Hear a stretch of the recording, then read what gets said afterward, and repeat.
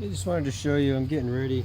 I cut this cockpit into Tango because having my youngest ride inside a small hatch, it's really not the safest thing to do because her life jacket made it so it was kind of a tight squeeze.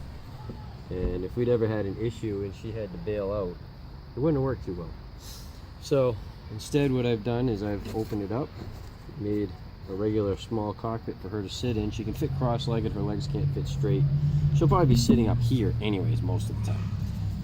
Knowing her, she likes to drag her feet in the water and everything else. So I've cut it in, and I've got, when I made it, the edges, you can see I trimmed back the fabric, and then I glued the fabric onto the foam, except for a few places where it came too far. And I left an extra fabric. Now if you look in the page where I show how to repair, this is the same idea. I've cut away a section, it has a bare foam, I glued the fabric directly to the foam, but I did not glue the fabric to the paint, because glue and paint don't always stick that well. Some types stick better than others. I've never found a rhyme or reason. Some stick well, others don't stick worth anything. So paint, especially if you have the same color, same type, is the best. So what I do is I lift up the edges like this, and then I'm gonna brush paint underneath the edge and then glue it down with more paint, and that way it will become one solid piece the way you want the fabric to be, as the sock that covers, completely wraps the foam, protects the foam, and gives it its strength and tension. So there's the basic idea. Now I'll show you one of my tricks. I cut my rollers, I've showed that before. I store them inside the paint can. This paint is probably been 2 years since I've been into this bucket. Store the roller there. That roller will be perfectly fine to use. And of course, mix it. And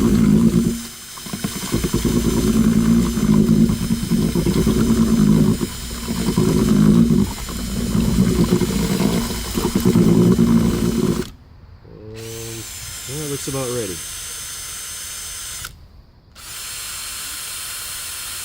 So I'm just going to put a pin on this part anyways. I'm going to sling it off here. Alright, so there it is mixed. Got my roller frame. I always put them on from the cut side, so I have the finished edge to help me when I want to roll into corners or whatever. Helps not leave lines behind in the paint. And 1-inch paintbrush. I buy them by the box full at Harbor Freight.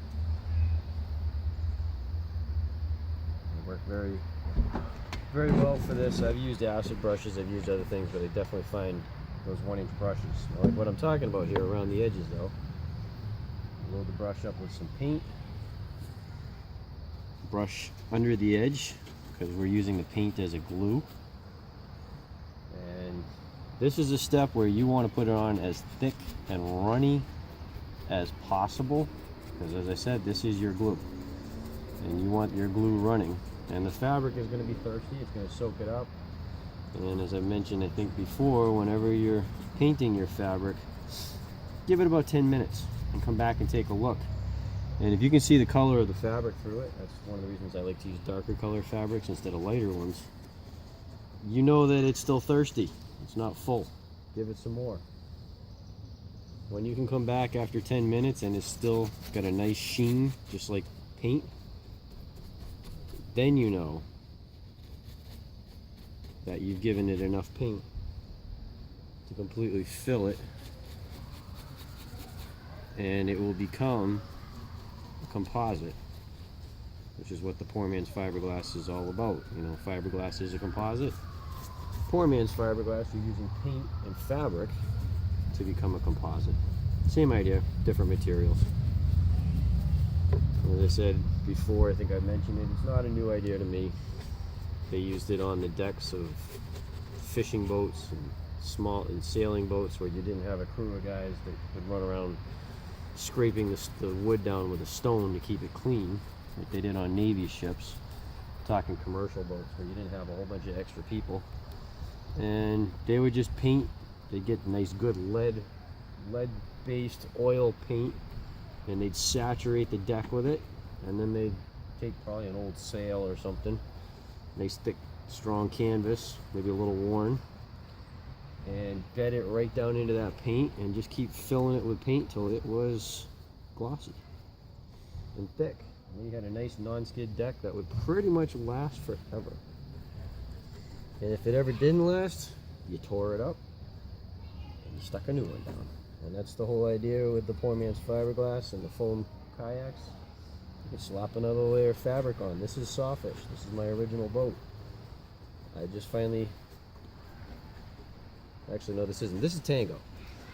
Tango in this section right here, I'm just recovering it. It's the same idea.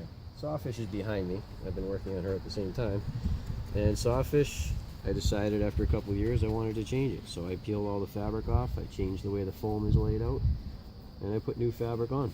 Done. Very simple. So that's exactly the idea. Quick, easy, simple, and functional.